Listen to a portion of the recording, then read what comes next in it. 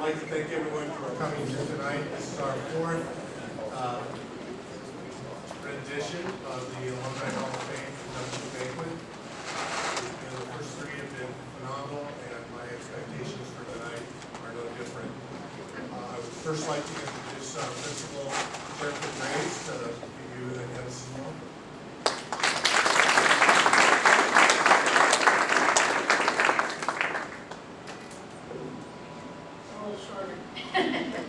But I do have a much louder voice, so. Good evening, and thank you so much for being here tonight. This is such an honor. We're writing something down, and I don't want to miss anything. I'm usually an off-the-cuff kind of talker, but I don't want to miss something, and I want to make sure that I recognize everyone. So this is such an honor this evening to welcome all of you back to Edison. And for those of you that are still here, thank you for being here tonight.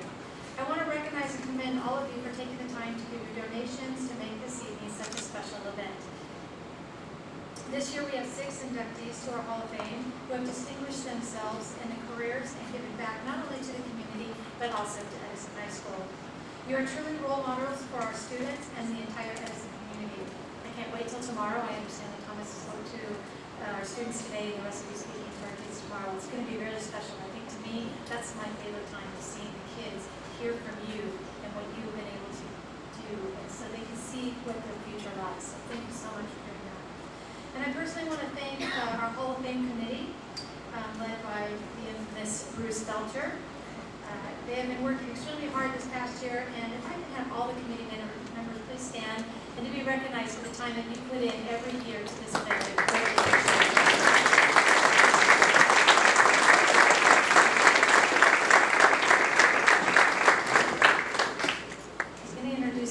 She's not here yet. Our former principal will be showing up soon. That's Dr. Julius Melendres.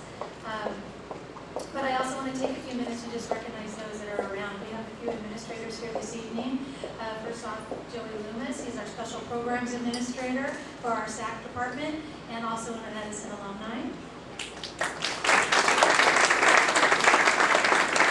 New to Edison this year is our Assistant Principal of Curriculum Instruction, Mr. John Bennett.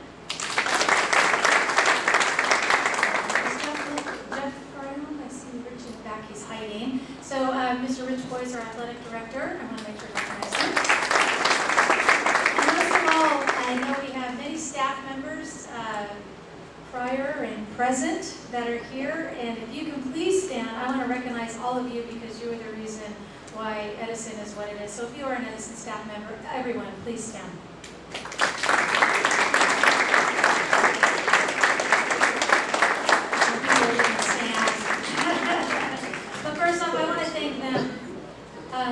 This is my 7th year at Edison, and I tell people all the time that I hit the gold mine.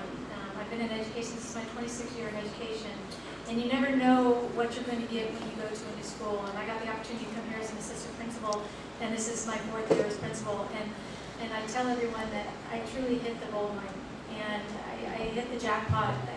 It's just such a wonderful place to be. You know that. That's why you're here.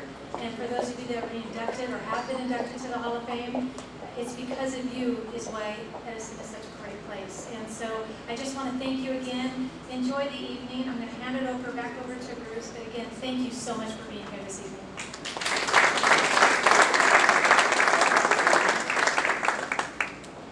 Before we begin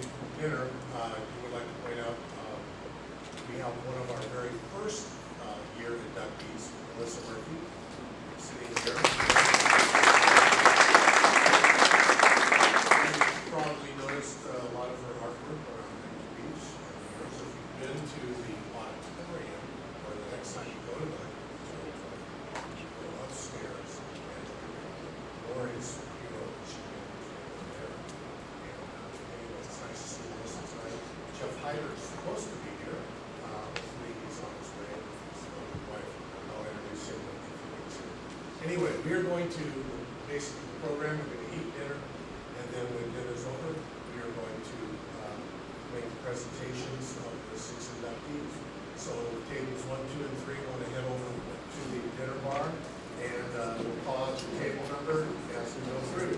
Thank you.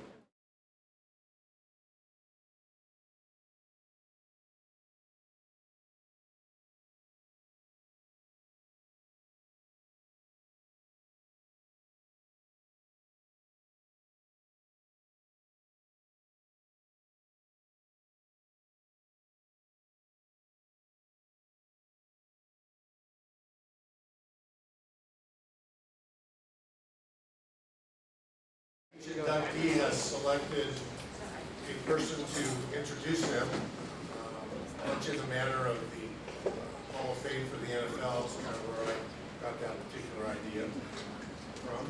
Great thief. And introduce that particular person. They'll come up and speak about, introduce the inductee. When they come up, you hand them the flag, have some pictures taken, set the plaque down, and then the inductee can come up and speak. Then I'll come up and introduce the next pair in that fashion. And since I have the distinct honor to introduce our first inductee, we'll be able to show you how this all works out. As I said, it is my distinct honor to introduce our first 2019 Edison Alumni Hall of Fame inductee, Ken Hanlon. Better known to many of us.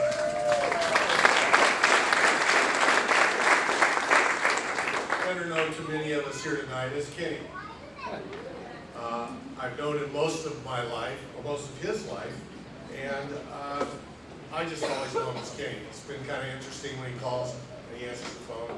Yeah, Ken Hammond. I said, well, I asked your dad. But, you know, he's still gonna be Kenny to me. After a storied high school career at Edison, Ken played basketball at California State back at Bakersfield. After 1 year, he decided to leave and head to Santa Ana College, where he earned a scholarship to Stanford University, one of only 2 players to obtain their scholarships from a junior college. It still stands. At Stanford, Ken became a 2-year starter, team captain, and an academic All-American.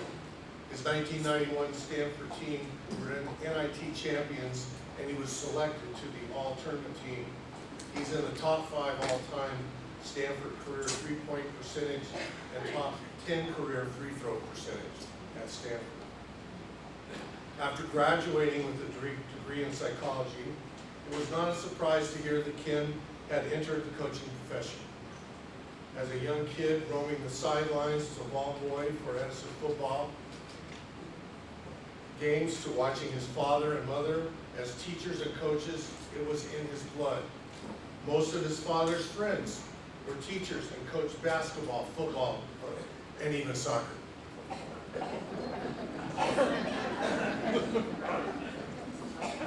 We can always tell that Ken had a way to get things done. There was a time, probably maybe still be an issue today, but there was a time when it was really hard to figure out how people were getting into our gym. And it used to bug the heck out of former athletic director Ron Flower. And he kept finding Kenny in the gym by himself shooting, or with some friends playing, and he couldn't figure out how he got in there. And finally he just said, how did you get in there? I said, I have a key. After bouncing around a few different places as an assistant, Ken landed at Concordia University as a men's head basketball coach in 2001. In 18 seasons at the school, his record stands at 463 and 148 losses. His teams have been in 4 NIAI national championships in 10 years, winning the title in 2003 and 2012. Of those 18 years, he has garnered 15 20-win seasons, 6 30-win seasons, and no losing seasons. Prior to Ken's arrival at Concordia, they had never been in the top 25. In his second year at the school, won the most games in all levels of college basketball, Division I, II, III, whatever, with 36 wins. Ken twice was selected as the NAIA Coach of the Year in 2003 and 12. He was also elected as the Golden State Athletic Association Coach of the Year in in 2007, 10, and 11. Ken's teams have won several sportsmanship awards, and he has coached 20 All-Americans, 10 All-Tournament players, and 1 NAIA National Player of the Year. Perhaps more important, he has had this is to my heart, he's had several players selected as NAIA Scholar Athletes. Kids players are not the one and done. They're not looking for a profession, a future in professional basketball. So his intent on teaching them character, morals, citizenships, and just being a good human being. I would like to think that his parents, as well as Edison, had a lot of influence in these areas. Ladies and gentlemen, I give you Ken Edison.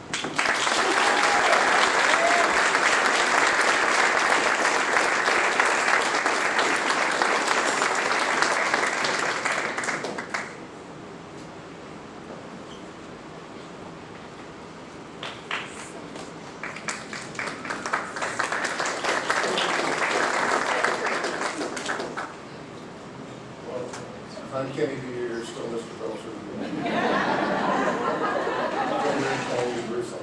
My assistant coaches always laugh because they always know when someone in high school at that time or maybe even went to college or when someone's connected with this. So, yeah, at some point I lost the last part of that. But it is weird having the same name every time. I didn't do that to my kids. And also going to some high school we have hot at before we get done, especially when I make silly mistakes, which I may get into. First, I'd like to thank my parents that work here, my mom and dad. Thank you so much. I don't know if I was thinking about it today, but I don't know if I've ever really thanked you. I have so many families that I'm involved with as a coach year in year out, and you just see how, and then obviously friends throughout life, you just see how much harder life is. You don't appreciate when you have two parents who are just normal good parents, and how much easier life is because of that. And you see how hard many struggles people who don't have one or two parents that just do a simple job, and it's such a blessing to have two incredible parents, so thank you so much.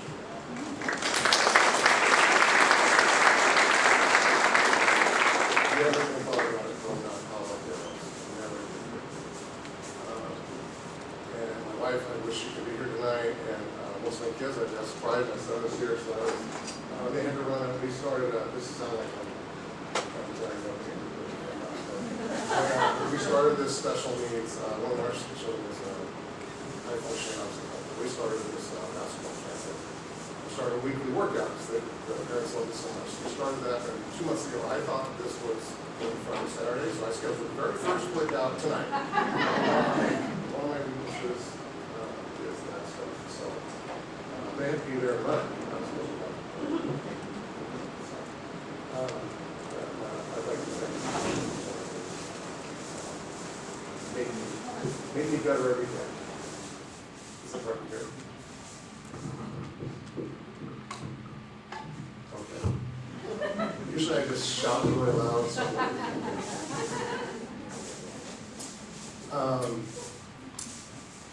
I was thinking about what Edison did and the impact it had on me.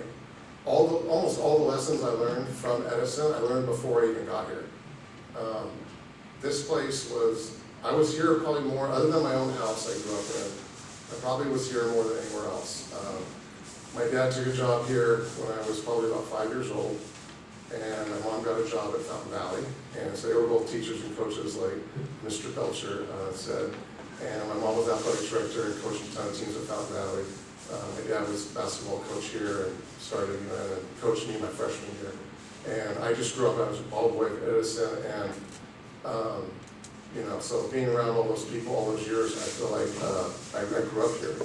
And so those memories. And, I didn't get to high school and go to the first assembly and learn about the Fountain Valley Edison rivalry. It was in my house from 5 years old on. So I didn't have to learn that. I already knew that. And then I was, fourth, fifth, sixth grade, seventh grade, I was ball boy, and I was at every game. And, I saw what it meant to be a really devoted athlete and what a coach, that was high level football in those days. People don't realize how good we were and, what a tradition we have here in football. And, I saw that growing up firsthand. And just watching as a child, watch Dave White and Bill Workman, the coach, was, incredible opportunity. Fun fact, there was 2 ball boys. The other ball boy was Todd Marinovich, and we lived next door to each other. So if you don't know who he is, you can Google him. And it wasn't just about that. My dad was a very devoted teacher, and so was my mom. And these were our friends too. We hung out with the social studies office people. He didn't work with them; he lived with them. We went to parties. We went on weekends. I knew these people. I knew Mr. Shimpock since I was 6 years old. Mr. Jorgensen, Mr. Tallman. Everybody. That whole Barry Lee and my dad talked to. I know all these people way before I got here, and so that was some lessons that I didn't consciously pick up, but subconsciously I was picking a lot up that shaped me. I learned right away that these people love their job, and I think when I heard the principal talk, this is a special place. That's the other lesson I learned. It's not where you're at. These brick walls around here that look the same as a lot of other places. It's not what makes Edison special. It's the people that work here that are so passionate about what they do and love what they do. So it's not a job, and I think that's the later conscious lesson I learned out of that. That when you pursue a job, I was kind of cursed and blessed to see that because I kind of had no choice but to be a coach or a teacher. That's all I saw. And I graduated from Stanford, and everybody else is crushing it financially. And first 10 years you coach, you don't make any money. So but it's a real blessing too, because if you love what you do, you don't have to go to work every day. And there's a difference between pursuing a career and pursuing a calling. And so I think I feel called to do that. I remember our wrestling coach, who one time I went near the wrestling room, I never went back again because Rob Schneider I walked by, poked my head in, and I said, "Oh, this looks like fun." It's typical smart ass remark. And he grabbed me and pulled me into basketball guys are fair game, and he grabbed me into the press and shoved my face into this slight mat, and I never came back again. But I just remembered that. That was not in the notes. I just but I remember the wrestling coach telling me, I don't even remember his name right now, but I do remember him like it was yesterday, saying, "You know what, Coach Lorenzo," he said, and I never played for him. I didn't really feel like he knew me that well. And he said, "You have a perfect personality to be a coach." And I remember that very clearly. And I thought, wow, okay. And that stuck with me. And so, again, he cursed me with that, but those 2 lessons, it's not where you are, it's who you're with. And and excellence and fulfillment come much more naturally if you pursue a calling instead of a career. Now, so that's great if you love your job and all that. That's a real bonus because people think that's great that I love my job. Even though there's a lot of not fun things about my job, but there's a lot I do love. I love being around young people. I love they keep me young. I love building a team. This time of year is my favorite time of year. This 2 months before the season actually starts. That's where we create our identity. I feel like I'm good at that, and I love doing that. That's more fun to me than all the other stuff. And I love competition. I'm an addict to it growing up. Couldn't help that. I was cursed with that also. And I love a lot of those things. But if you don't have a calling, the way you make up for that is you go make as much money as possible, which is also okay. So I recommend that too, if you don't follow the other one. One of the two is required, I think, because then you can have all those positive things that come with that. That I have to work a lot harder for and spend more hours to get. So, good and bad, right? Third lesson I learned, and this was again before I got here as a ball boy, watching those elite coaches work. Like I learned watching my dad and his friends, how much their heart was in their work. I learned, I saw what good hard work, and how it wasn't just an accident. Anybody good at anything, by the way, like anybody famous, anybody really, really talented, anybody good at anything, it took work. Right? And John Wooden says best in his pillar, his pyramid of success, the building block that has hard work on there is just there's no substitute for hard work. So I saw that at an early age. Again, I was picking that up, deeply, but not realizing it. I saw how hard these athletes were working to be this good. Saw how hard the coaches were working to be that good. And, I think I didn't realize it was sticking with me, but it was. And so, when I got here, now I'm finally at Edison, I saw that in my peers. I think the students here, because the teachers are passionate, and we had a lot of great teachers. I don't remember every class. Mrs. Carpenter, where are you? I do remember your class. And I remember, my wife was asking, well, what do these guys do for the SAT? Well, Mrs. Carpenter made us do this, so that's all I know. I don't know if it's Chinese have changed or not, but I do remember how much you cared about how we did in that. And, there's a lot of great people here that you guys are making a good impact, and I still remember that, you doing that. And I remember a lot about your class. And so when I got to Stanford, I was a little bit intimidated at first, but I think my background here, seeing so many good students here, you have to raise your game or get left behind. And I was in tough classes like that, and obstacle deuce class, and those people pushed me at some of the things I didn't like and wasn't great at. And that stays with you. That stays with people, right? So feel good about that and keep doing that. You don't always hear the feedback, but people are watching and people are learning that, even though they don't show it. And I set a goal early on to work really hard, and I did work hard at that. My life's goal coming into high school was to get a college scholarship. At a very young age, I remember I want to play college basketball or I want to play college football. And I had to make a decision. I'm so thankful I played football here for 2 years. It killed me to quit, but I felt like my best chance to achieve that goal was to go in basketball. And but football made me tough. And I made me such a better competitor for life, playing in those 2 years for these coaches here. And I worked really, really hard, and when I finally got done, it didn't happen.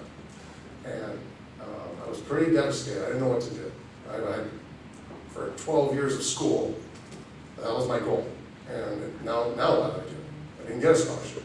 So I decided to enroll in junior JC at Orange Coast at the last minute, Cal State Bakersfield, Division II. And everybody on my AAU team, by the way, I played on this really, really high level AAU team, went everywhere, all the coaches saw us. I was the only one on that team not to get a Division I scholarship. And AAU was a little different back then. You had to be really good to play AAU. Now everybody signs up. But I was the only one to not get one. So that was troubling. And then, and by the way, well, I'm going to get to that in a minute. I'll talk about some of this stuff.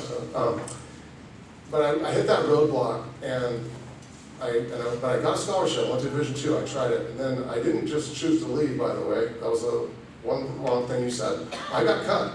We had a new coach that came in and took my scholarship away. But that was a weird year. I went from a very disciplined high school program here to that was just a mess. So our coach got fired because he was terrible, and then the new coach came in and took my scholarship. So now I was at another low point. Now what do? Do I stay with this goal? So I did, and my whole point is I thought I worked hard until then, but when I got cut, I worked a whole lot harder.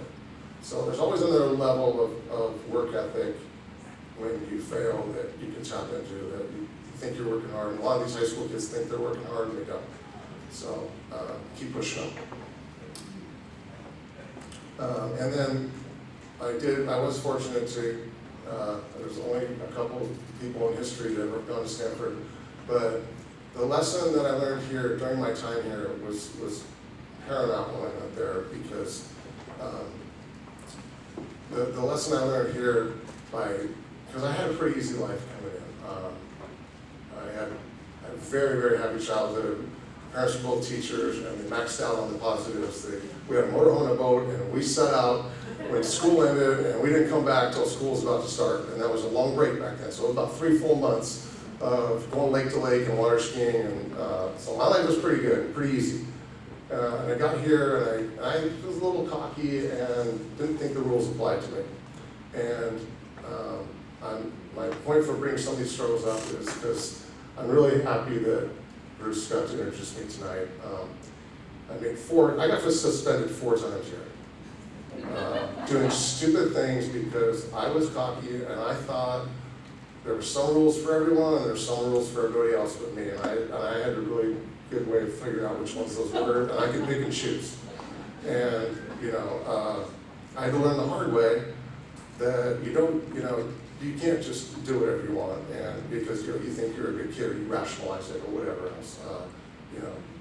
I broke into the gym many times with paper, jamming the locks, and then I also had my dad's key, which got confiscated that night, and he was very upset with me because that was his last year coaching, and he couldn't get another one. So I lost both of our keys, sorry. And then the next year I worked for the Parks and Rec, and stubborn me, hadn't learned my lesson yet. I went and borrowed a key from the director and went and copied it down the thing, came back, and then I had another key. But then I broke in again to shoot around or whatever else I thought was, or let my AAU team in here. It's all, we can't practice here. Don't worry, I got a key to the gym. And then the cops came in and almost arrested me for the second time. And Bruce almost got fired. He was very upset with me and was yelling at me really loudly. But it was a turning point for me. That day was a turning point for me. I broke and I was in tears. And I think by the end of it, you were in tears. And it was not a happy tears, though. These were hard tears. And I still remember that. And that was a big deal, though. I learned humility. And, and I was not allowed to. I also learned there was consequences. Besides, I got suspended. I missed a bunch of basketball stuff, too, by the way. These were hard lessons I had to learn for this stupid stuff. And, but you know what? I had to learn the lesson.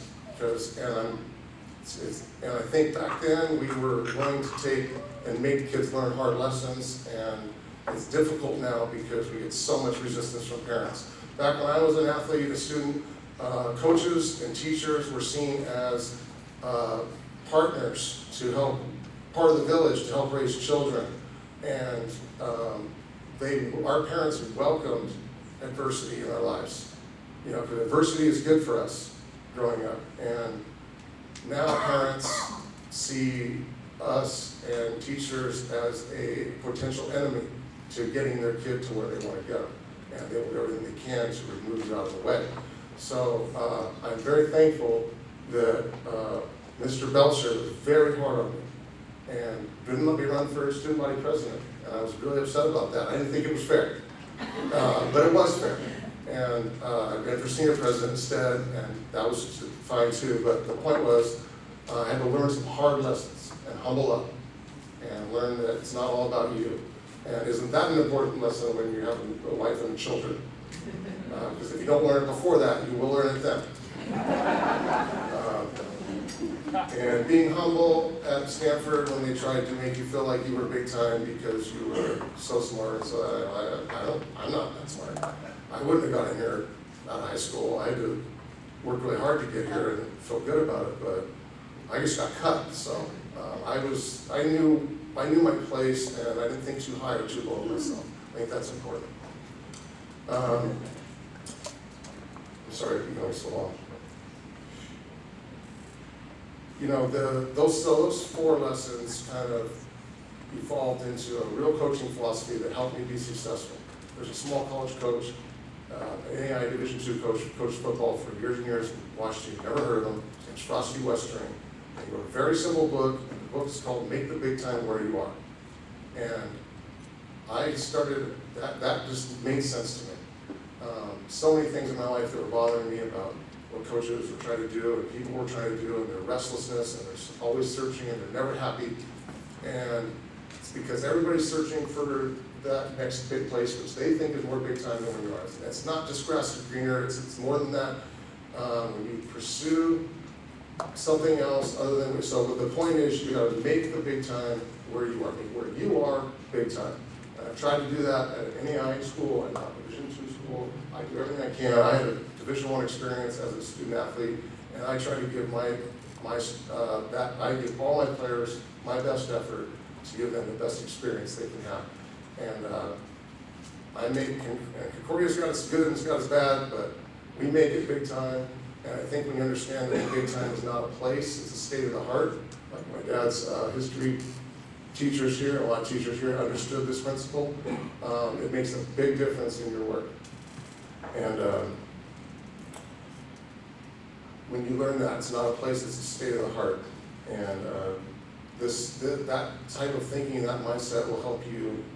It's easy to talk about, well, just focus on the journey, this, that. That's easy to say, but to really do that, you have to have this stuff mastered. And then you can let go of winning or success or whatever else and just focus on the things that lead to that and enjoy the journey. And that's, a good way to pursue anything in life, I think. So,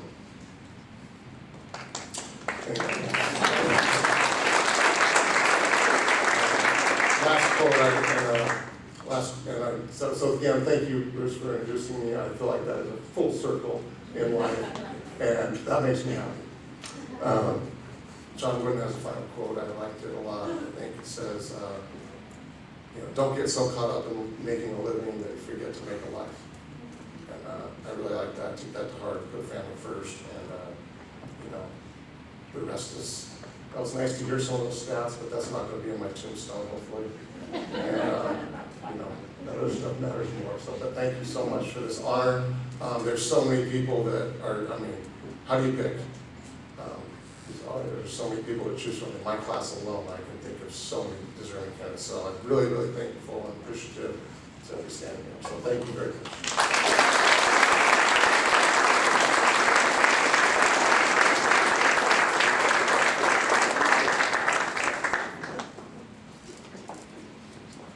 It's funny because while you were talking, I said, this has gone full circle here. This really has. Thank you for the kind words. And I remember most of them. Not all of them, some of them. Anyway, she was introduced earlier because she was stuck out in traffic, but I would like to jump to Principal Graves' introduction. Our former principal, Elise Melendrez, is here. And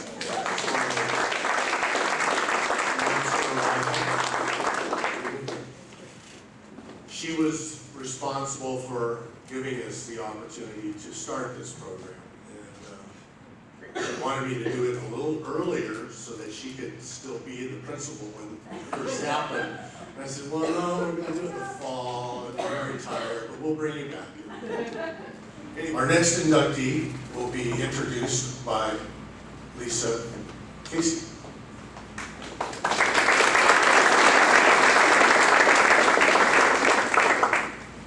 Hi. Oh my, this is fun. Been back here since senior year. Doing this right here as senior class president.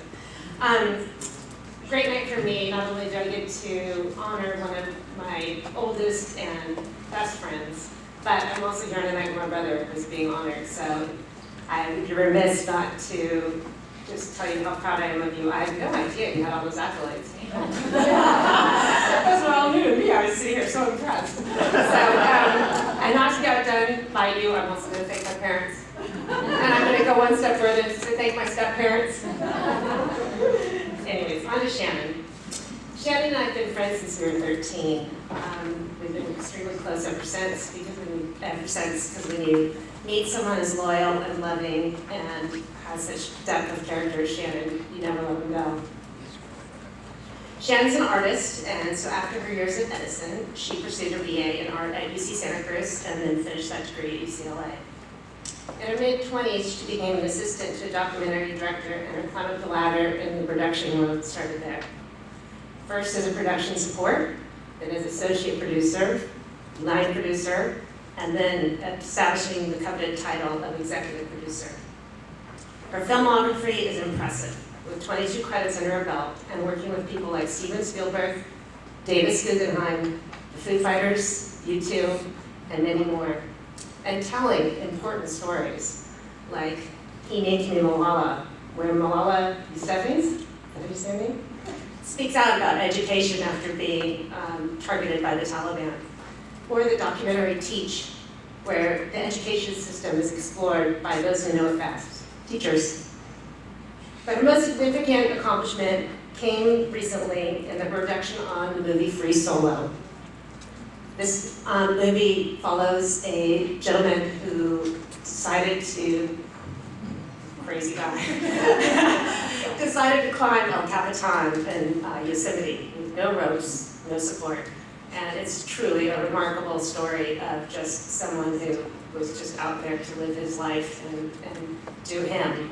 And what he accomplished is amazing. Great documentary. So I wasn't the only one who thought so. This was quite a feat for Shannon. She won both a BAFTA and an Oscar for her role in producing in this film. That's as good as it gets in her field.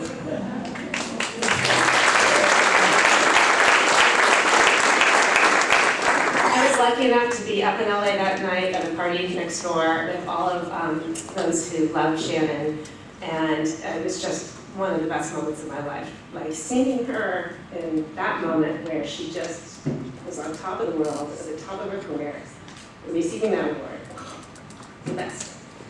Now she is running a production company, Concordia Studios, so she's got her hands full. Like the rest of us, Shannon has had personal losses that would bring anybody to their knees. During hard times, she focused on work, and through it all, she has persevered in an industry that until very recently was extremely male-dominated, and always, and has always, and will always be full of big, huge egos. About 8 years ago, she told our friend Helen, "This is the decade when I am going to own my power." With tenacity, vision, hard work, great communication with others, and being damn good at her job, she has definitely owned her power. Women have the ability to do it all, and have it all, but it's very challenging to do that at the same time. This delicate balance is only accomplished for Shannon with the love and support of her wonderful husband, Gary, her mom, Benita, and her mother-in-law, Doris. And make it all count for the one who's most important to Gary and Shannon, their daughter, Nala.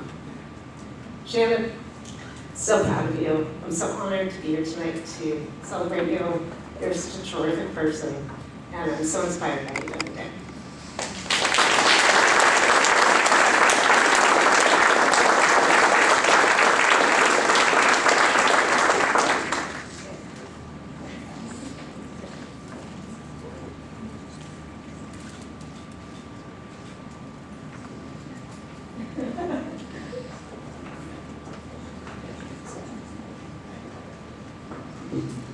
Thank you. I will make this short and sweet because public speaking is not my strength.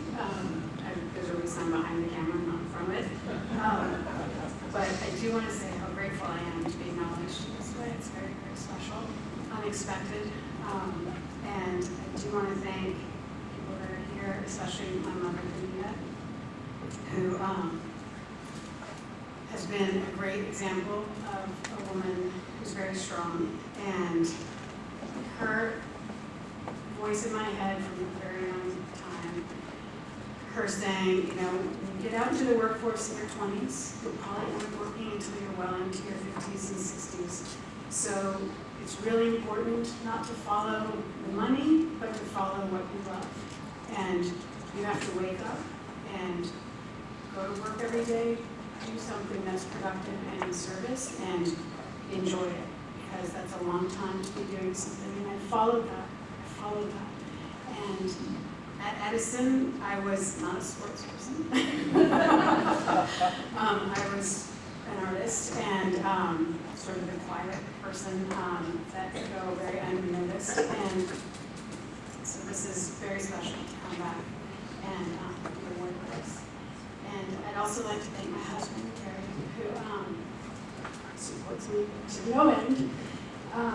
When I took the film Free Solo, when I accepted the position to produce it with the directors, we were in the process of starting our family through adoption, and I told it was the first time working with a woman director too, which I was very excited about, and I told her we were starting our family, and at any time I could get the call. And you know, when you're in documentary filmmaking, you don't have a script, you don't have a plan, you show up and you do it. And so you never know what's going to happen or where you're going to be or when. And this field of filmmaking would be very difficult to do without a strong partner, which Gary has always shown me incredible support and respect and love. And so we got the call to adopt our daughter. We went, picked her up, and a week later I had to go in the field to Morocco, to a very remote spot, to film with Alex at Free Solo. And my husband, I didn't know what to do. And he said, don't worry, I got this. You go, you do it. And I was gone for a month, and it was a very remote location where you land at an airport, you drive for 4 hours, and then you walk on foot for 3, with mules carrying all of your camera gear into the mountains. And he held the fort down. He held our family down, and I really, really appreciate that. And I'm very, very grateful. And the lessons of love and action I learned from my parents, my mom, and my father, who's not here. He died soon after I graduated high school. And she held us together. She's a very strong influence, role model. And it leads to the second thing that I really wanted to stress was community, and that's something Edison always gave. And Lisa is a friend since teenagers. Her family, the Hammonds, Kenny, like they were home, away from home for me growing up.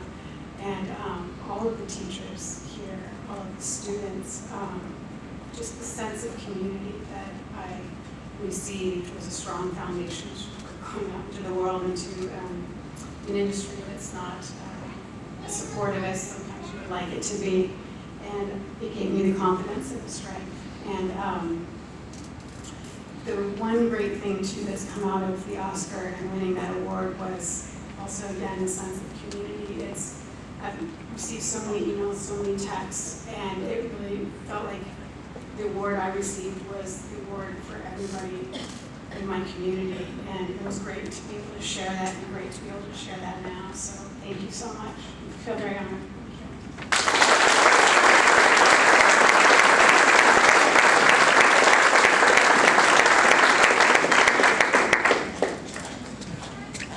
Thank you, Shannon, for sharing that. I think we talked a lot about how I've always felt Edison was, even though, you know, Fountain Valley's right there, Newport's right there, right around, you know, sometimes you don't know when you're traveling from one area to the next, but Edison, I think, has always been a community, and thank you for considering that. That's really cool. Our next inductee will be introduced by Jennifer Butts.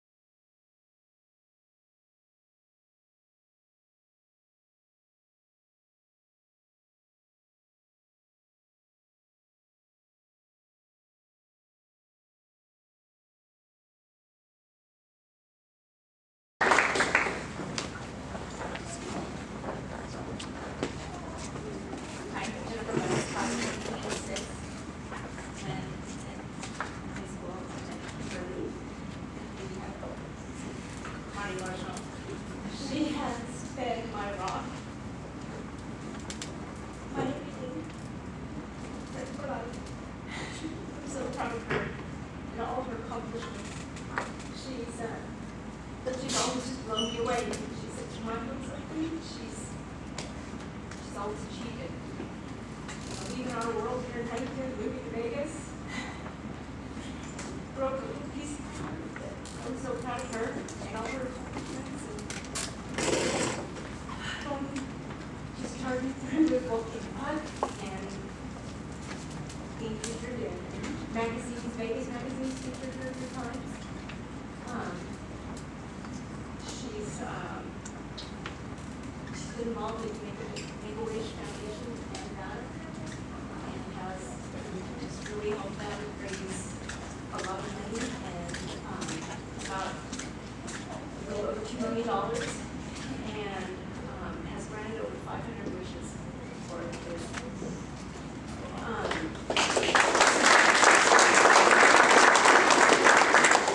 She's amazing and just be short and sweet. Sorry, just how I get it. But I love her to death, and it is my honor to introduce Laura.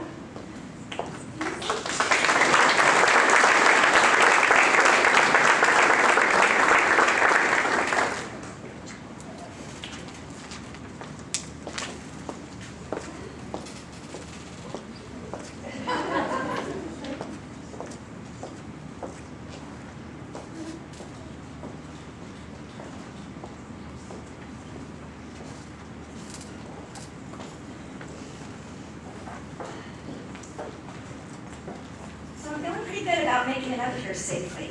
My first week as an Edison charger, I remember making it to first period. I was running down the hallway, brand new shoes, the bell's ringing, and what do? I go face first, right into the classroom, books flying everywhere, class full clapping. So my father instilled in me as a young girl that you can do anything that you put your mind to, and you could not be more right. After graduating Edison and moving on to Orange Coast College, I found myself in a part-time job working for one of the top real estate agents in Orange County. I thought I was pretty cool selling elite real estate to such a high-net clientele. I obviously at 18 didn't know what I was doing. I did, however, my first commission check made $5,000, which that was quite a lot of money for a young gal. What I learned quickly, though, is the importance of relationships, building, networking, and learning. We never stop learning. In 1996, I was recruited from Caesar's Palace, and I thought to myself, wow, Las Vegas. Back then, Caesar's Palace was known as one of the top 10 most recognized brands in the world. The moving truck was packed, I used my parents to buy, and Jennifer and I were off to Vegas. We cried at the airport having to say goodbye. And I just really hope that every Edison charger gets to leave with a friendship like we have. I was alone in a big city that didn't sleep. I didn't know anybody. So I immersed myself into the Vegas hospitality world. I had met Chef Wolfgang at a gala, and Wolfgang had big dreams and a vision.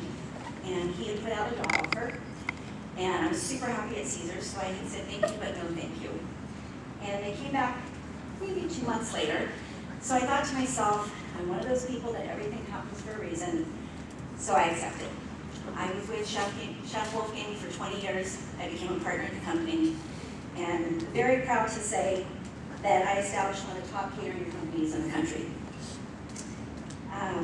Some of my former clients include political leaders, Fortune 500 companies, professional sporting figures, global celebrities, private individuals, and philanthropic organizations.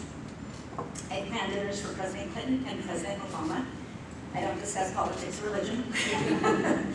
But the trust that was instilled in me to plan dinners for the most powerful men in our country, to me, spoke a lot. It made me feel like, okay, I guess I've done something with my life. My most recent venture, though, that I'm very proud and humbled by is I actually have branched out on my own, and I started my own consulting and event agency, which is very scary yet very exciting. I decided one crazy Saturday morning I was going to go live and launch this on social media. Well, the first phone call I get is from the COO of Wynn Hotel, asking how soon can we meet. The second was a film producer. I had 2 restaurant groups and many other clients that came forward that week. I'm actually, in a very short period of time, booked on the consulting side and held off until the year 2020 before I accepted new clients. I'm really excited to see where this next chapter takes me and the one after that. I really feel that life is a book, and it's filled with a lot of blank chapters for us to fill. I'm very thankful and appreciative of my teachers here at Edison who taught me how to start into adult life. The friendships that I've made as a charger I will cherish, and I've had most of them for over 30 years. My dance team coach Jan, when I was here, for believing in me in times that I didn't believe in myself. I'm sure we can all agree that high school can be a little tricky at times. To my parents who couldn't be here tonight because they're enjoying Maui, they go every year. And my family for pushing me as a young girl with crazy ideas to an older gal with even crazier ideas. Life is about what you learn and who you get to share it with. My years here at Edison have definitely taught me about community. It planted the philanthropic seed, the importance of working to help others. Over the years, I have been fortunate to work with Make-A-Wish, cystic fibrosis, Keep Memory Alive, and Nevada Women's Philanthropy, just to name a few. We often think of charity work as giving back, where in reality it is an honor. Thank you all for this honor. After you leave Edison, and we can all say as the next chapter begins in the next, life will definitely show you a lot. And no matter where you go, no matter what you do, I can share with you firsthand your years at Edison will never leave you. My favorite saying for a girl who used to be here, that you can take the girl out of HB, but you'll never take the HB out of the girl. Thank you.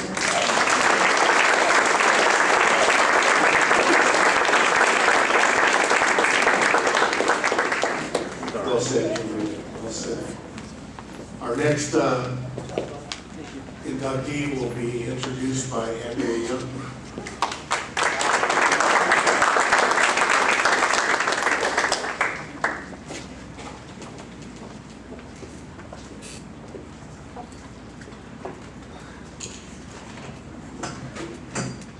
Good evening. My name is Andrea, and I too am a graduate of Edison. I'm honored to introduce Tom McElroy to all of you. There could be many people standing up here introducing Tom, and for example, his two amazing sons, Tucker, who's here, who graduated from San Diego State and works in marketing, or Colin, an artist who's in New York and is an expert fly fisherman, or one of his brothers or sister who attended Edison, or many of the people he positively affected throughout his business career and through his friendships, or all the kids he has mentored throughout the years. Tom exudes positivity, generosity, and happiness. He has an incredible laugh that makes anyone in the room smile. Let me quickly talk about Tom's life. At 9, he started surfing after moving to Huntington from Los Angeles. His father, Dave, who's here, was a Los Angeles police officer and his mother a nurse. He attended Edison High School against his mother, who he adored, wishes. His mother wanted to have at least one child go all 12 years in Catholic school.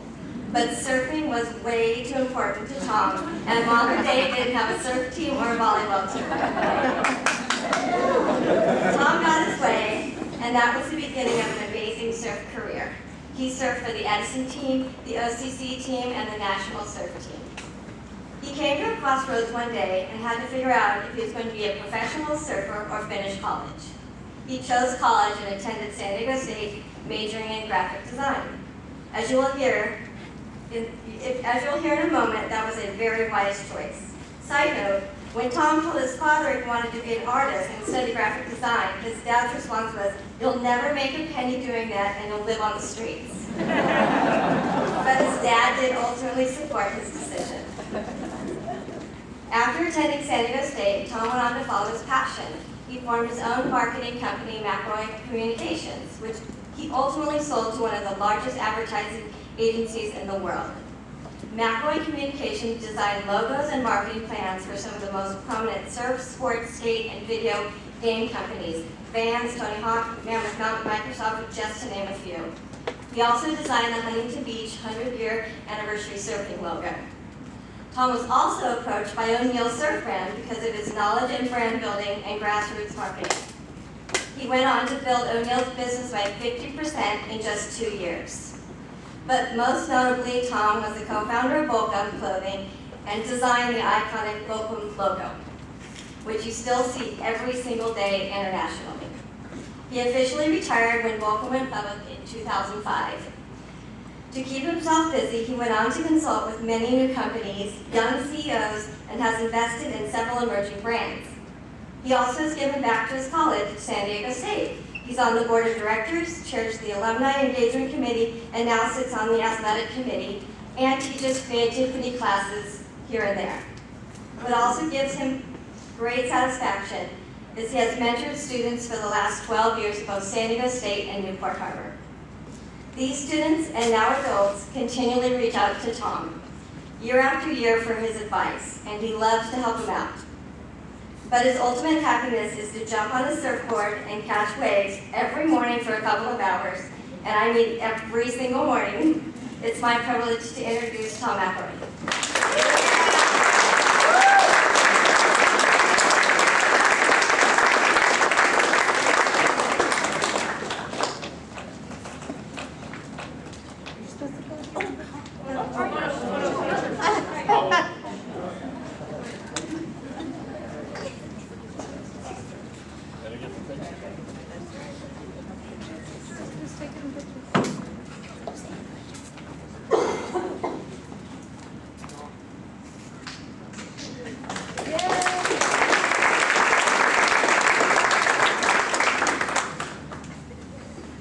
What a well-oiled machine, huh?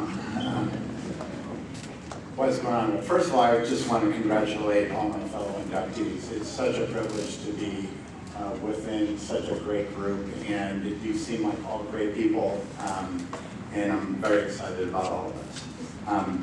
I have to laugh because I think I actually ate maybe 2 or 3 times in this cafeteria in the 4 years I was at school. I always ate at the snack bar around the corner and ate at the planter around the corner, or up against the surfer wall. For you who don't know where the surfer wall was, it was right outside of the art department, and all us surfers and punkers and just the cool people would hang out. Us surfers, artists, and punkers hung out there, and right across from us, 20 yards, were the Rockheads, the football players. We'd stare each other down and talk crap about each other. I think back on how stupid the whole dynamic was. By the end of the day, we were all really, really good friends, and I played golf with all the football players once a year. Edison had an amazing impact on me. Coming from St. Simon Jude, I was a very sheltered kid. Sheltered from such a big student body and all of the drama that goes along with it. I immediately tried to fit in by trying out for the surf and volleyball team. The main reason why I did not go to Mater Dei was that they did not have either. This was way before they became a powerhouse. And the school was so inland. Who wanted to go to school in Santa Ana? Not me. Another plus for me was that Mr. Gross, our principal at the time, lived right across the street. And that was a major plus. I've been playing catch with him and talking with him for years before I attended Edison. He was my guy when I would somewhat get in trouble, which it never really happened. When I look at the mentors in my life that were dear to me from Edison, Mr. Gross was a huge one. He always guided me through classes and social issues, and always told me to hang out with the best crowd, which I kind of did, kind of. Another mentor was John Rothrock. He taught ceramics, and he was the surf team coach here.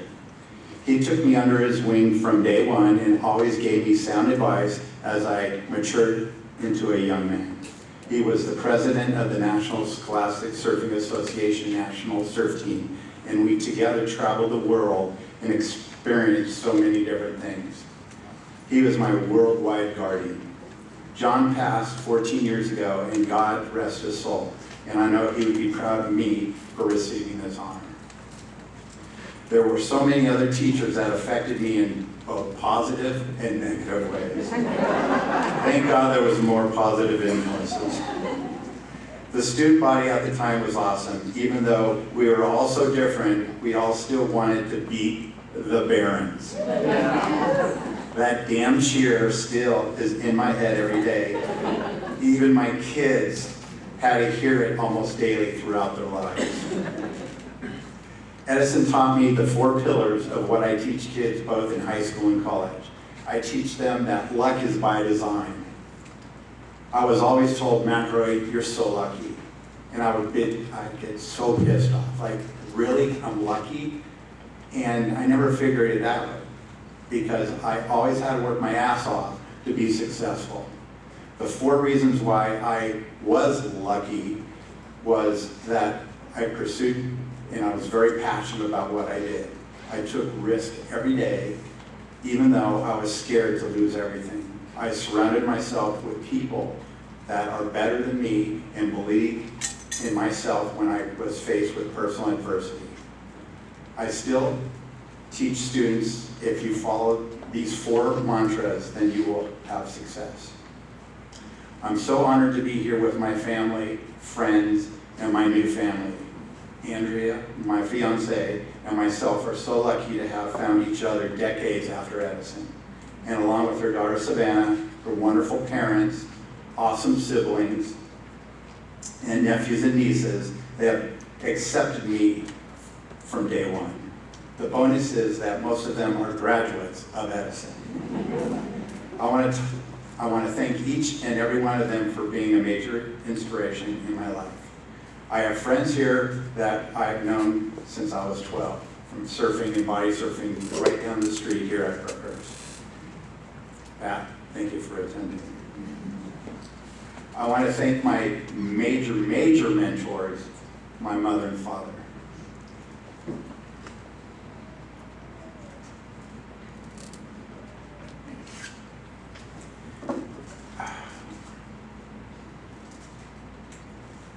I lost my mom 17 years ago, and her voice talks to me at all moments. She said, never give up and work your ass off and be loyal to people around you. My dad is here too tonight. He is a very wise and funny man at 87.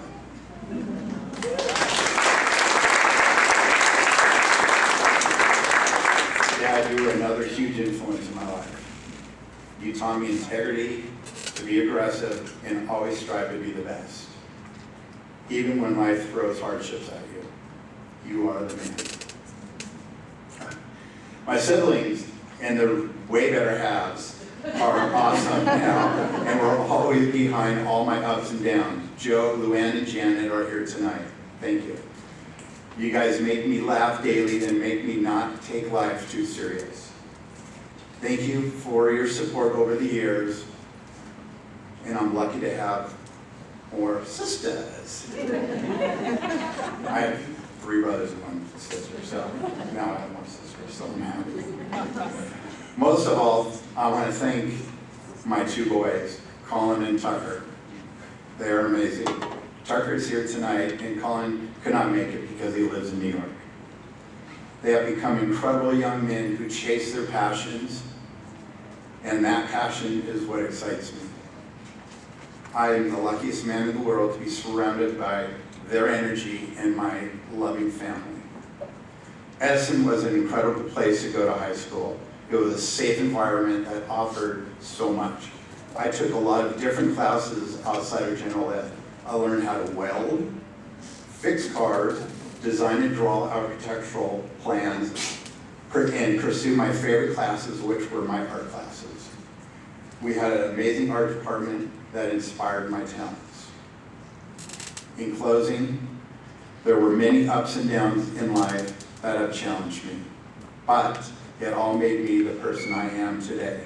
So, go Chargers and B-E-A-T, beat the Barons.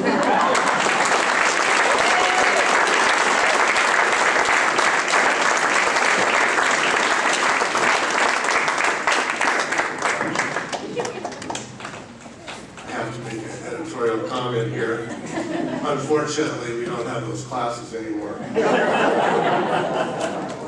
But they are needed. We have art. We don't have welding. We don't have auto shop. We don't have those kinds of things. So that's my editorial comment. Anyway, Tom was generous enough to come today, and I listened to him earlier. I was wondering if he was going to tell the story, so I have to add this one story. And I can't remember what, he had developed the logo for City of Huntington Beach. Yeah. And they asked him about payment. And I just thought this was such a great idea. He says, he stood there and he said, I have to think about it for a little while. And he thought, you know what I want is a pass to the beach, a beach pass for life.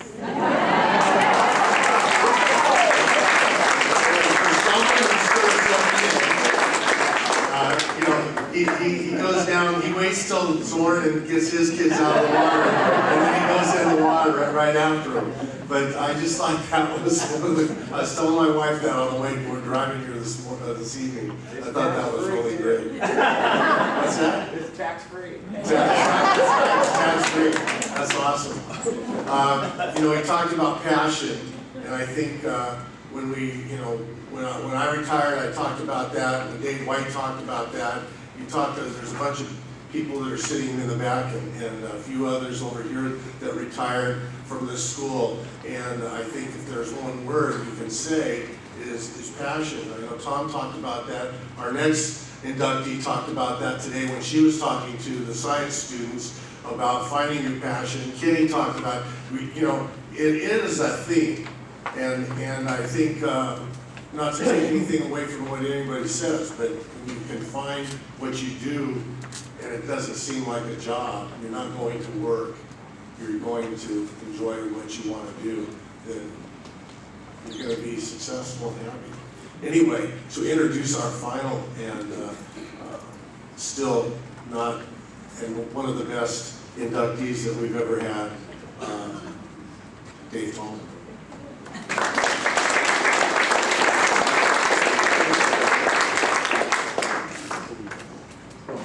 Just to play off what Bruce said, in my 38 years here, I never ever said I was going to work. Every day I tell my wife, I'm going to school. That's the way it was. So, looking at Lisa Pate's bio, it's unbelievable, really impressive. And so I didn't know where to start tonight, so I thought I'd start with right now, today. And she has an MD, a medical degree. She has a JD, a law degree, and she's the director of the global director of clinical studies for blood screening for the Roche Diagnostics group, and she led the Zika virus trials. So really impressive. But how did she get there? She skipped a grade in elementary school, so she was very young when she got to Edison. And as a sophomore in my world history class, I didn't find this out till many years later, but she helped the football players with their homework. She confessed. So, anyway, I'd like to think that maybe I had some impact on her for her love of baseball, but I don't think so. I think it started long before me. And as a sophomore, she asked if she could be my scorekeeper. And so for 3 years, she kept scores in the dugout. And that was the only time I ever had that. And then for those of you that remember the football, Huntington Stadium in the old days, where the timer's booth was a little rickety two-person box on a single pole. And when the opposing teams got a little excited, they bumped it, and you're kind of swaying there. Well, Lisa volunteered to sit up there with me and to do the down and distance while I was running the clock. And so anyway, she graduated at the age of 16, and she went to Pepperdine, but was not happy there, and so she left after a semester and came back to Cal State Fullerton. And so she got a bachelor's degree from Cal State Fullerton, and then she went to Bolt Hall School of Law at UC Berkeley. Got her law degree, became a corporate lawyer for several years, and then wasn't really a happy camper doing law. In fact, with this audience tonight, I'm afraid I can't repeat what she said about law. But anyway, so she decided to go back to med school and went to Stanford and got her medical degree, and also was at UC San Francisco in the Department of Pathology. And from there then, she's where she is currently today. And she is, right now, she is Stanford University's #1 baseball fan. She has season tickets in the second row directly behind home plate. And so I happen to have 2 Pac-12 channels, I don't know why. And so when in the spring I turn on to watch UCLA, I'll flip to the other channel just to see, and if it is Stanford playing, there's Lisa right in the background of the camera. She's right in that view. And so I will then immediately text her, and when I see her head drop, I know she's got my text. She's reading it. And so then we proceed to do that, back and forth. And so last year, the Stanford team asked her to throw out the first pitch to their season. And I haven't seen the video, but I hear she did the nun from Chicago routine and bounced the ball off her bicep, caught it in midair, and threw a strike to home plate. And the team, they become so attached to her that they were going off to, Starkville, Mississippi, to play in the Super Regionals, and they all came to her and said, "You have to come." So she flew to Starkville, and unfortunately, though, she didn't help them. But anyway, that's our final inductee tonight. I'd like to introduce Lisa Page.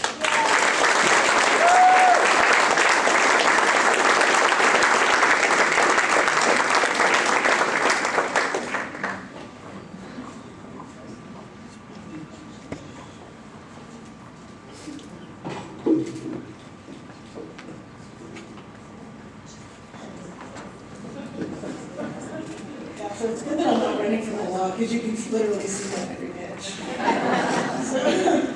And occasionally ESPN will put their microphones right by my seat. They're actually in the front row. And every once in a while, the microphones are working too well, and apparently I've had conversations with friends that have gone out over ESPN. So I'm hoping that nobody in the room has been offended by somebody on ESPN from Stanford talking, because that would probably be me. I did throw out the first pitch. I started to become like the team mom, which I guess is better than the team grandma. I got another few years of that left. So, Coach, thank you for that introduction, and thank you for telling, for everything, really. You've been like a dad to me for 40 years, since I was 14 years old. Actually, 42 years since I was 14 years old. And how that came to be is, so after, first of all, I took your social studies class because you were the baseball coach and you were the QT. We got to pick our classes, like we had this weird running for classes system. So there was this stampede. We didn't do this for very long because I think we probably going to get trampled to death. But so we got to run. It was actually called running for classes.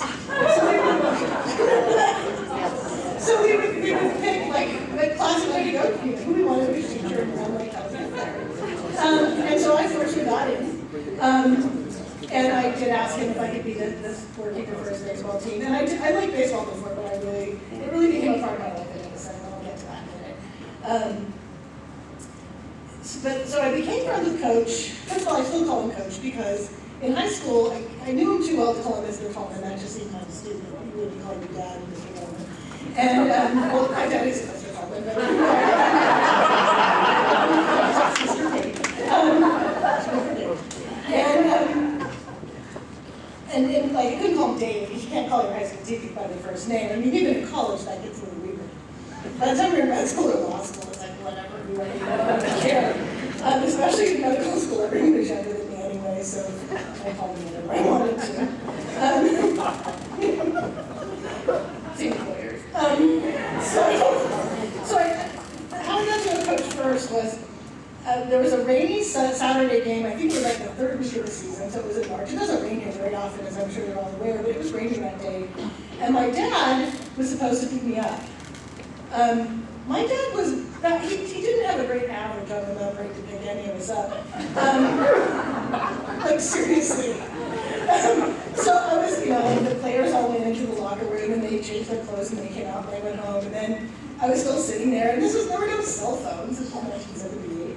And I don't even think there was a working payphone. It didn't matter because my dad wasn't going to be home anyway. So I was still sitting there when Coach came out. He's like, what are you doing here? And I said, well, my dad was supposed to pick me up, but he forgot. It's like, okay. So he's like, I'll take you home. So we're riding. I think it was probably a pretty scary ride for Coach because he's like, well, your dad's coming back, right? And we're like, no, he's gone for the weekend. I think he was going out of town with his girlfriend. And, he'll be back, but not anytime soon. I think he probably just left before the game. He didn't remember there was a game. He didn't remember he had 4 kids, and so he just left. And my coach was like, well, your mom will be home. I'm like, no, she's working. And kind of went down the list of possible relatives. And the answer was no at all of them. And it's totally normal to me because my dad usually threw like $40 on the table on Friday and showed up again Monday after work. And I was the oldest of 4 free-range children.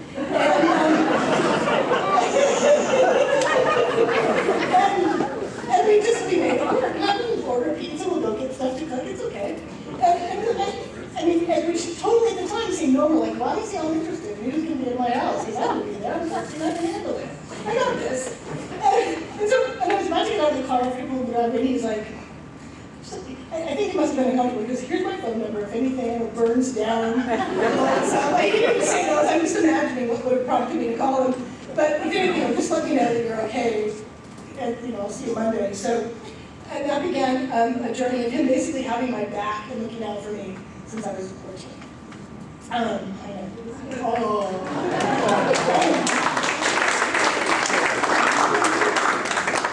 So thanks for raising.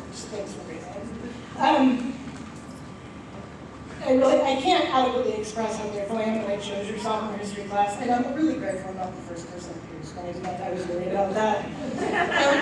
Tracy, actually, one of my co-honors, he was in that class too. It was like us, and I think we were at Yale Plant, and about 19 football players.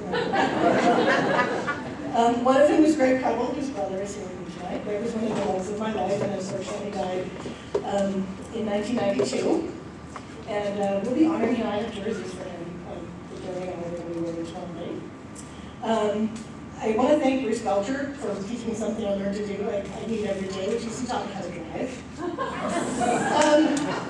In this little Datsun B210, which if you take a smart car and expand it just a little bit, it's kind of like that. There was a brake on the passenger side, which you didn't want to have Mr. Belcher brakes. And it was me and 3 football players with a theme in this. They were everywhere. And crammed into this car and learning how to drive. I'm sorry for that one time I made you press on the but I haven't caused any accidents since, so I didn't cause one that day either. But I recently had the experience of helping my nephew, who's now 17, learn to drive, and many times I wish that I had a passenger side accelerator. He's like the most cautious 16-year-old you'll ever meet. My sister took him out driving one time, and I'm like, how'd it go? And she said, well, he's going to have to learn that he shouldn't pull over every time a car goes by.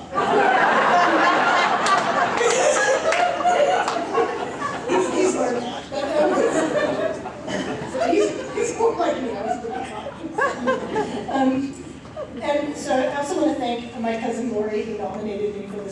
And I want to give a shout out to Janet Appleway, Tom's sister, who, if you look at the picture with the classic, it was 1979 hair, Janet actually did that hair for me. She was it's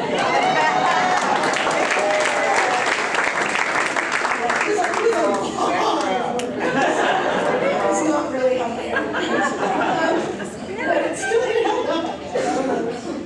So anyway, when Roy first told me that she was nominated with this honor, I was kind of surprised at how touched and moved and honored I was, like being finally, not finally, I got lots of words when I was here, being honored by my high school.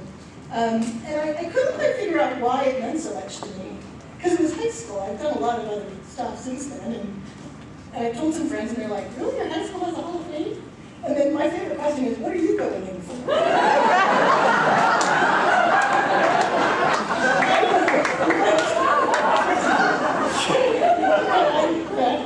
It must have been for sports. I'm like, no, I did earn a varsity letter because I caught the other team cheating. We killed the rally.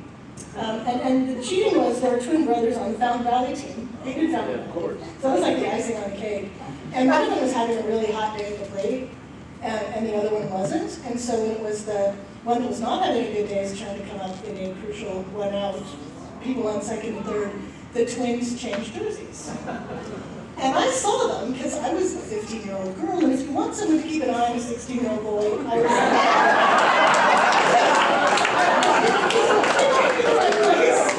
So I was like, okay, we'll wait till they come up and play. So it was the second out, and they got the third out, and then we won the game. And so for that, coach gave me a letter.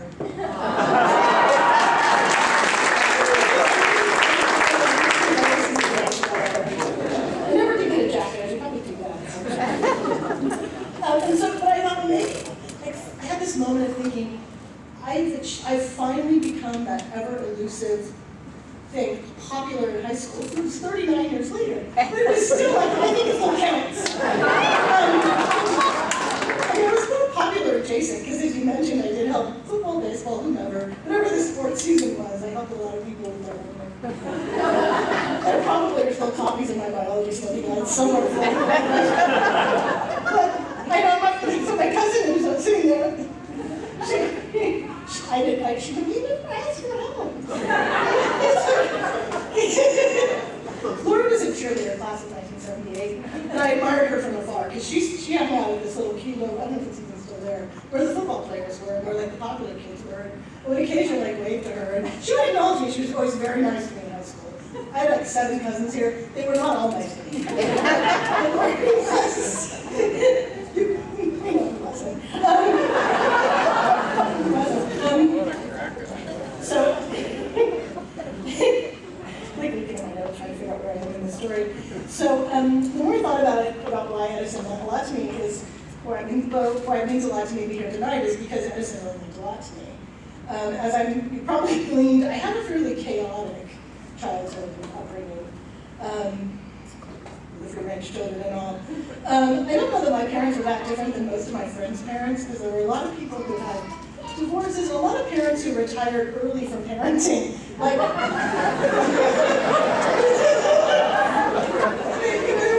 you know, 70s are about like finding yourself, and it was almost never with children.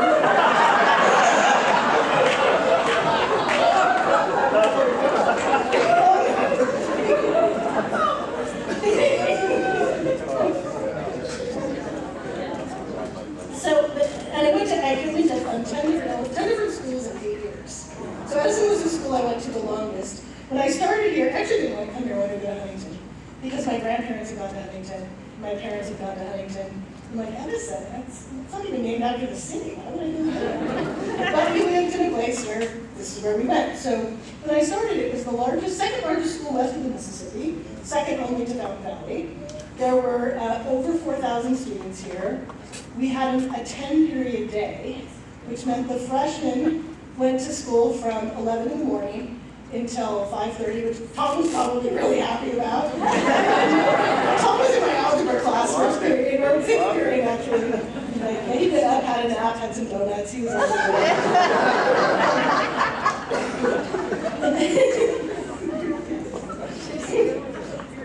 But yes, and getting out of school at like 5:30 when we're freshmen. And then the athletes started really early in the morning. And then I started going to school early in the morning sophomore, they kind of rearranged things. And then we had to be here at 7:30 in the morning. Now, I've never been a morning person. I'm never going to be a morning person. For those of you who are not morning people, it's okay. But high school is not a place where you can't be a morning person. And why they do that to teenagers, I don't know. Maybe some administrators here can help figure that out, because it's just stupid. And that's coming from the doctor. That's my medical opinion.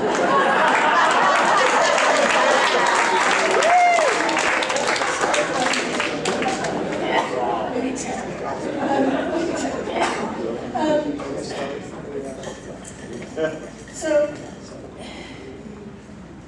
So school, Edison in particular, but school in general, was a place where, like, unlike my home life, where effect followed cause, where I could do things and, like, the result would be fairly predictable. Like, if you did something good, someone might notice, that sort of thing. Not always at my house. My parents are coming off doing this. My mom was great. My dad, not so much. And you probably watched this too. I've never done her before. And what I really learned in Edison was I learned that through my own efforts I could change my life and make my life different than the one that I'd grown up in and the one that my parents had. And I've done that pretty well, actually. Ironically, I've done it so I could take care of my aging parents, but that's life's a circle. I hate having those glasses too. I don't know how I feel about them. But I knew that I could turn like good grades and intellectual curiosity into stability and able to help people, and I really get to do that every day at work. You know, you talk about following your passion, and I wasn't able to go to medical school the first time I went to graduate school, mostly because of money. And you mentioned John Rothrock. He had a career day here, and we were when we were freshmen, there was an academic counseling center, which probably isn't here anymore either. I mean, I don't know, like, none of the stuff people need really gets happening around. And I was 13, and he's like, I want you all to go home. Okay, awesome.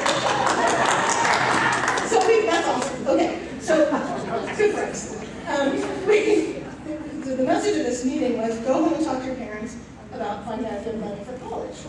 Like, all right. So I went home and I asked my dad, he's like, don't worry about it. Which in my 13-year-old mind thought, he's got this. And my later came to find out what that meant was, you're screwed, there's nothing you can do.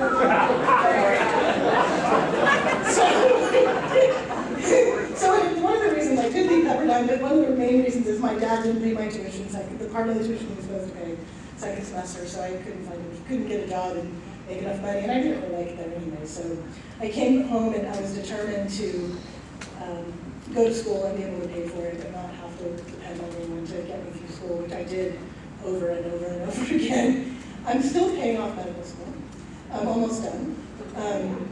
Yeah, I'm hoping it's not with Social Security money. I was actually going to fight to pay off this spring at my house, decided that we would do plumbing. So there's that. Like, when I was in college, my car always knew if I had like an extra $50. Because my car would be like, I need something. Always more than $50. And so my house has a sensor for that now. I've kind of gotten off topic, but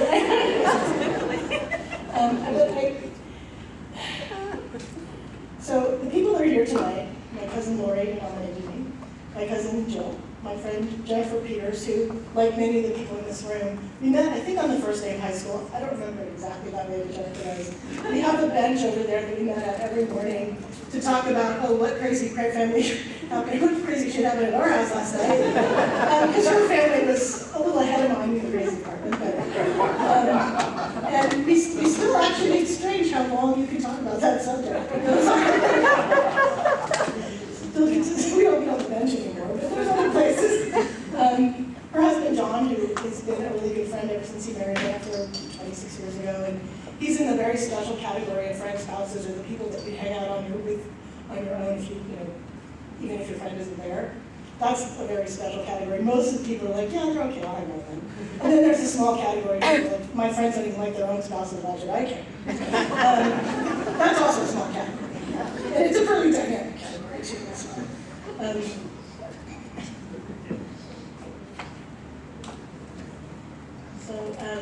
The things though, I mean, I've heard this, I hear this list of things that I've done, and it is like, it's impressive, okay.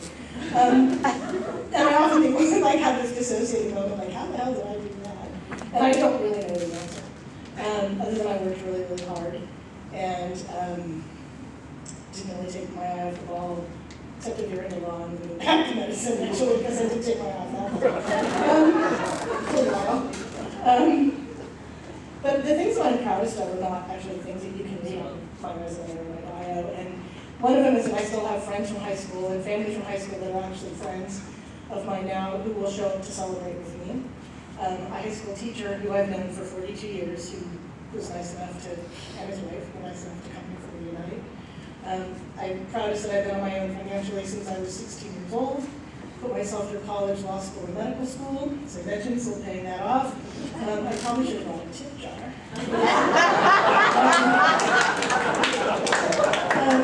I helped support my two youngest siblings when they were still in high school because, as I mentioned, the free range children thing, that I've become the aunt that I wanted and didn't have to my nephew and to my niece Olivia.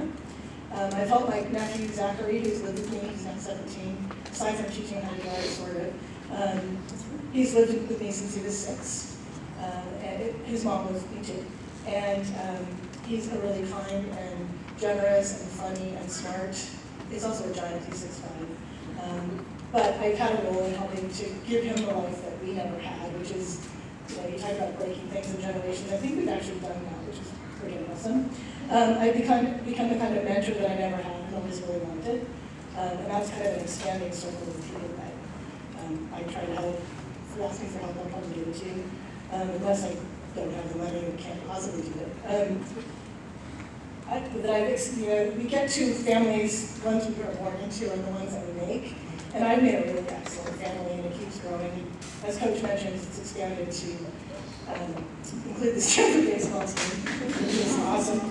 And I don't ever recommend having to go to Starkville, Mississippi. If someone had told me that I would go to Starkville, Mississippi this year, I would have laughed at them. Probably would have been the 49th or 50th state that I planned to go to. But there we were, and it was fun. It was really fun. And I made a home for my mom, who had like 10 years of increasingly horrible medical conditions. My sister, my nephew moved in, and we managed to keep her out of a nursing home. My sister was the muscle and I was the money. And sometimes the muscle, but mostly the money. And she's not with us anymore. I wish she would be with us still. And I'm sure she's with us somehow. Another friend I didn't mention, Gary Preble, whose brother Greg and brother Kirk were two of the most important people in my life ever. And I wish they were there tonight too, but being dead, they can't be. And then all of this, every single thing I've talked about, every single thing people are on, I was able to achieve while struggling with often debilitating depression that I've struggled with since I was like 11. I'm fine now, like no like suicide hotlines or anything you can be called, but it's like one of the things. Doctors are really hard on people that have mental illness, which I guess I'm one of them. But it's helped me deal with crazy a lot, and it helped me in high school. But Edison really gave me a great start, and the people here made a huge difference in my life. I've heard it said of teachers, at retirement, would say they helped one student, it was all worth it. I actually doubt that that's true. But Coach, if you need that student.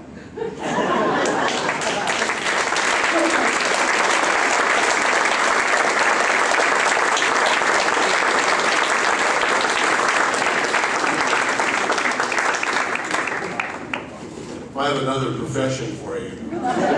Stand up.